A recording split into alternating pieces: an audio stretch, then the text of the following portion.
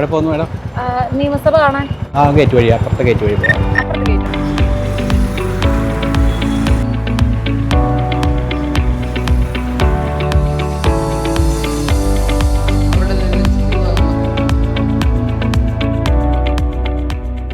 Museum പോവുകയാണെങ്കിൽ ഒരു പാസും കൂടി എടുക്കണേ. അപ്പോൾ മേഡത്തിൻ്റെ ബാഗ്, ഫോണ് എല്ലാം ഇവിടെ വെക്കണം.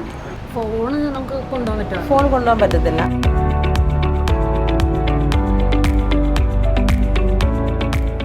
Hi Mary. ഹായ് ഡി, നിനക്ക് ഒരു മാറ്റമില്ലല്ലേടി? എന്നെ കണ്ട വിശേഷം? സുഖല്ലേ? പിന്നെ ഫോണൊക്കെ അവിടെ മേടിച്ചു വെച്ചപ്പോൾ ഞാൻ വിചാരിച്ചു നീ എങ്ങനെ കോണ്ടാക്ട് ചെയ്യും. എനിക്കറിയാം നീ റിസപ്ഷനിൽ തന്നെ ഉണ്ടാവുന്നത്. ഇത് നിയമസഭയാണ് മോളെ, പെട്ടെന്നൊന്നും അങ്ങനെ കയറാനൊന്നും പറ്റൂല. എന്നാൽ ഇത്രയും റെസ്ട്രിക്ഷൻസ് ഉള്ള ഒരു സ്ഥലമാണെന്ന് എനിക്ക് അറിയത്തില്ലായിരുന്നു. ഇന്ന് നല്ല തിരക്കുള്ള ദിവസമാണ് കേട്ടോ. അപ്പൊ നമ്മളിപ്പോ ആദ്യം എങ്ങോട്ടാ പോകുന്നത്? നമുക്ക് നിയമസഭ ഹാൾ കാണാൻ പോലെ. അതിന് താഴെ ഒരു വാതിലുണ്ട്. ആ വാതിൽ കൂടിയാണ് സഭാ സമ്മേളന സമയത്ത് മുഖ്യമന്ത്രി കടന്നു വരുന്നത്. ഈ വശത്ത് ഒരു ക്ലോക്ക് ഉണ്ട്, അവിടെ ഒരു വാതിലുണ്ട്. ആ വാതിൽ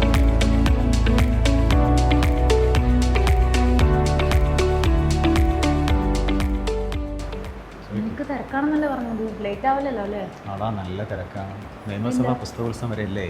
അടുത്ത മാസം 7 മുതൽ 13 വരെ ആണോ? ഒരു എങ്ങനെയുണ്ടായിരുന്നു? ബുക്ക് തപ്പി വന്നതാ, ബുക്ക് മേടിച്ച് തിരിച്ചു പോയി. പരിപാടി ഒന്നും കാണാൻ പറ്റില്ല.